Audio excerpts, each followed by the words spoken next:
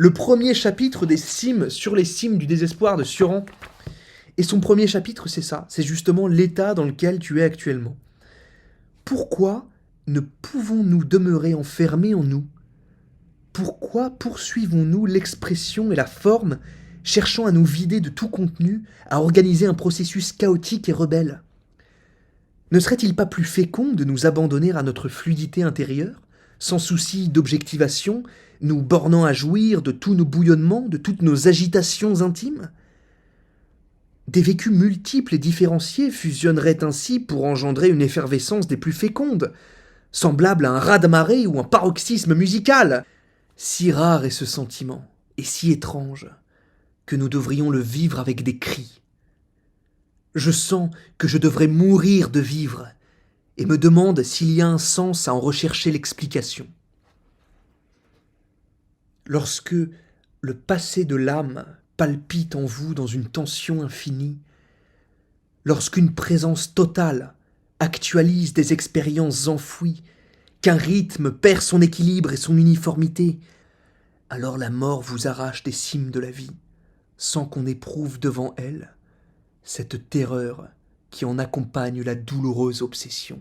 Cette présence à ton environnement, à la matière, tu vois, et ça va aussi avec la matière, parce que dans ces moments-là de flow, t'as envie de toucher tout ce qui est autour de toi. C'est fou, hein. C'est fou, t'as pas envie de consommer. Tu bois, tu goûtes cette eau qui bizarrement a du goût pour toi aujourd'hui, tu vois. Tu regardes ça, t'es là, tu te dis putain, j'ai le pouvoir de faire du feu. Tu sais, j'ai le pouvoir de manier le feu. Si je veux là, si je veux, je brûle tout l'immeuble. On a une volonté de puissance, mais on a cette volonté parce qu'on a cette capacité de puissance. On n'aurait pas envie de foutre le feu à un immeuble si on n'en avait pas la capacité, tu vois. On n'y penserait même pas en fait. On se dirait même pas putain, mais j'ai envie de tuer quelqu'un aujourd'hui, tu vois. Et on a cette capacité de tuer quelqu'un. Tout ce qui nous bloque, c'est le mental. Tout est possible pour nous dans le corps, puisque tout est présent. Lorsque le passé de l'âme palpite en vous, dans une tension infinie, lorsqu'une présence totale actualise des expériences enfouies, qu'un rythme perd son équilibre et son uniformité, alors la mort vous arrache des cimes de la vie, sans qu'on éprouve devant elle cette terreur qui en accompagne la douloureuse obsession. Sentiment analogue à celui des amants lorsque, au comble du bonheur, surgit devant eux, fugitivement mais intensément, l'image de la mort. Ou lorsque, au moment d'incertitude, émerge dans un amour naissant la prémonition de la fin ou de l'abandon. Trop rares sont ceux qui peuvent subir de telles expériences jusqu'au bout. Il est toujours dangereux de contenir une énergie explosive, car le moment peut venir où l'on n'aura plus la force de la maîtriser. L'effondrement, alors, naîtra d'un trop-plein. Il existe des états et des obsessions avec lesquels on ne saurait vivre. Le salut ne consiste-t-il pas dès lors à les avouer? Garder dans la conscience l'expérience terrible et l'obsession terrifiante de la mort mène à la ruine. En parlant de la mort, on a sauvé quelque chose de soi-même. Et pourtant, dans l'être, quelque chose s'est éteint.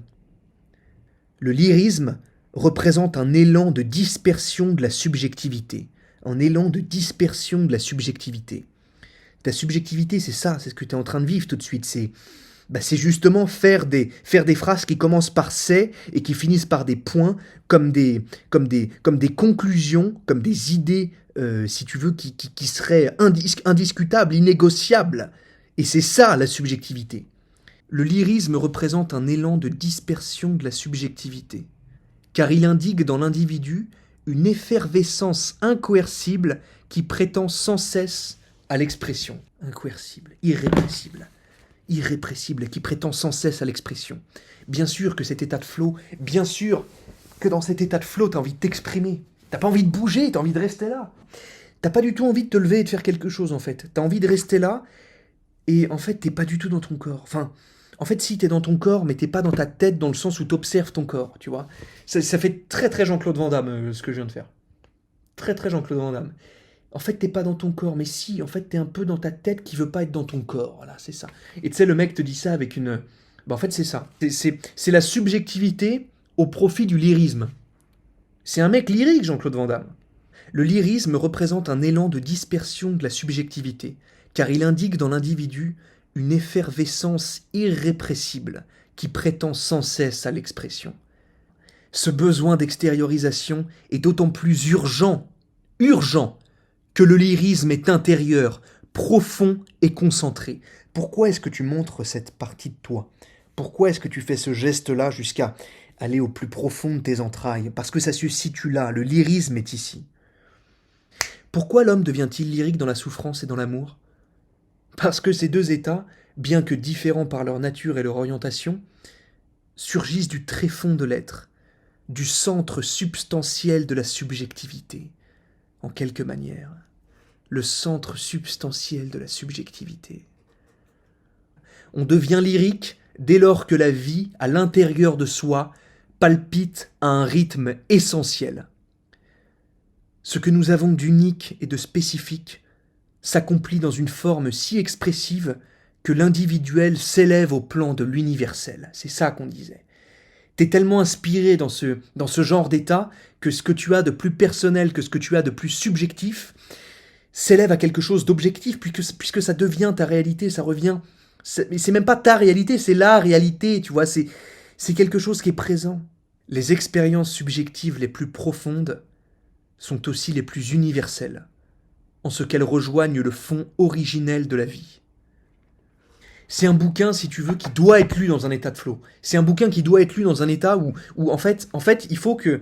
Mais c'est pour ça qu'il l'a fait comme ça, tu vois. Ce premier chapitre, être lyrique, ne pouvait être lu que dans un état lyrique, que dans un état justement de subjectivité universelle, que dans un état de flow. Comment veux-tu lire un passage qui traite de l'être lyrique sans ne l'avoir vécu? Et même si tu l'as vécu, comment veux-tu que ça ait du sens pour toi sans être dans un état de lyrisme absolu? C'est impossible. On devient lyrique dès lors que la vie à l'intérieur de soi palpite à un rythme essentiel. Ce que nous avons d'unique et de spécifique s'accomplit dans une forme si expressive que l'individuel s'élève au plan de l'universel. En fait, c'est l'expression, c'est le lyrisme justement qui fait que tu passes de quelque chose de subjectif à quelque chose d'universel. Les expériences subjectives les plus profondes sont aussi les plus universelles, en ce qu'elles rejoignent le fond originel de la vie.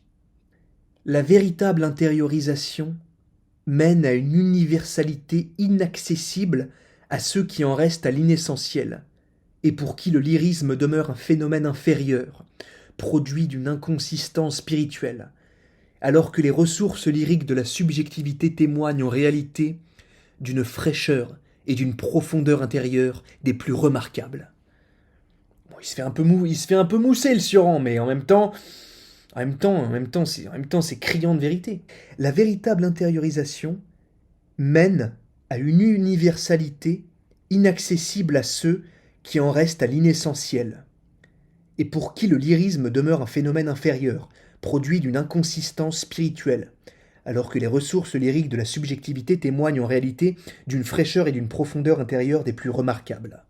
La pensée conceptuelle ne suffit pas à exprimer l'infinité intérieure. Seule une matière fluide et irrationnelle est capable d'offrir au lyrisme une objectivation appropriée. Ignorant de ce qu'on cache en soi-même, donc n'ayant pas expérimenté ce genre de moment comme de ce que cache le monde, on est subitement saisi par l'expérience de la souffrance et transporté dans une région infiniment compliquée, d'une vertigineuse subjectivité.